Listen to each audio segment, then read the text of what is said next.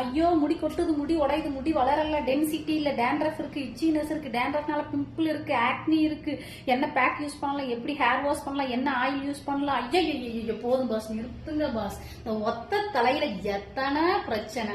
ஒரு cosmetic ஃபார்முலேட்டர், beautician, beauty therapist இந்த மாதிரி ஃபீல்ட்ல இருக்கிற நாங்க டெய்லி ஃபேஸ் பண்ற ப்ராப்ளம்ஸ் தான் இப்ப நான் பாத்துட்டு இருக்கேன்.